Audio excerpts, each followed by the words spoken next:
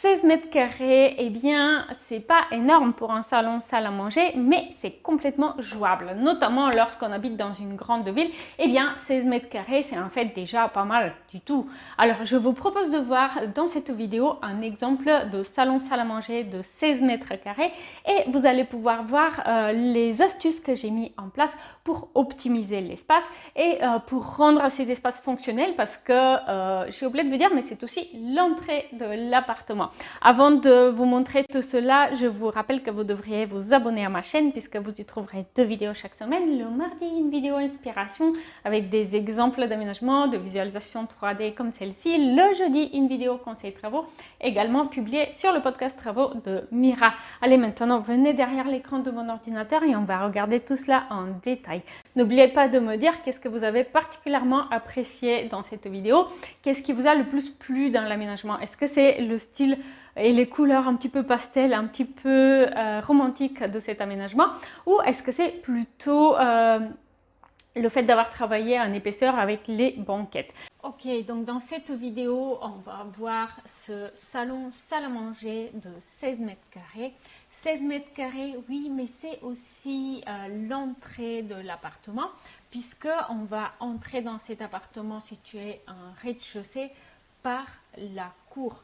Et donc, il est très important de prévoir suffisamment d'espace de circulation et ce n'est pas si évident que cela. Je vous propose donc de faire le tour de la pièce et vous allez voir que j'ai utilisé une petite astuce qui a permis quand même d'optimiser l'espace tout en proposant un salon salle à manger qui est adapté à une vie en famille.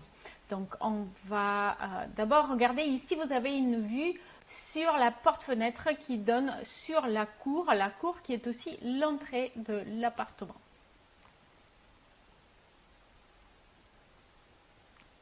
Et voilà, maintenant vous connaissez bien les lieux et vous allez voir ici d'abord, je vous propose de revenir dans cet espace qui est l'espace salon de cette pièce de 16 mètres carrés.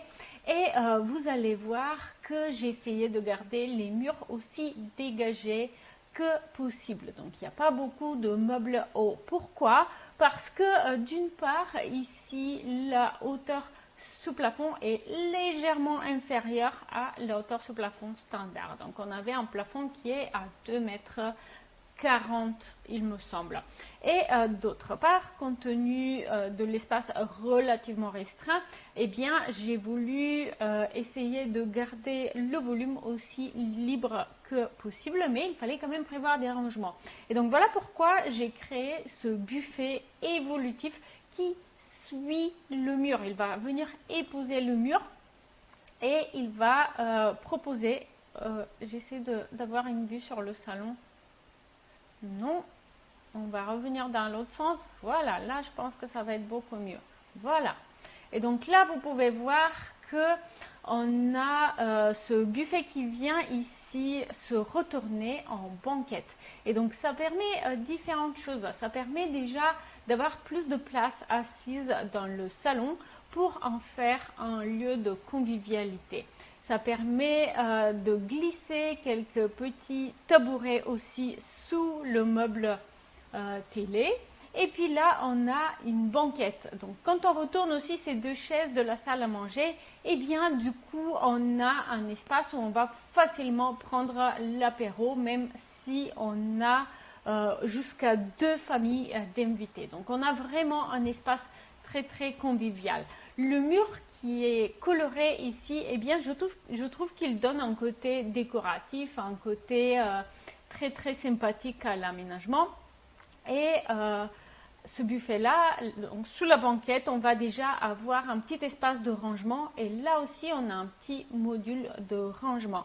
Donc, très, très pratique. Et comment faire aussi pour y caser un espace salle à manger dans ce salon salle à manger de 16 mètres carrés? Eh bien, voici ma solution. J'ai proposé de créer une banquette en L ici.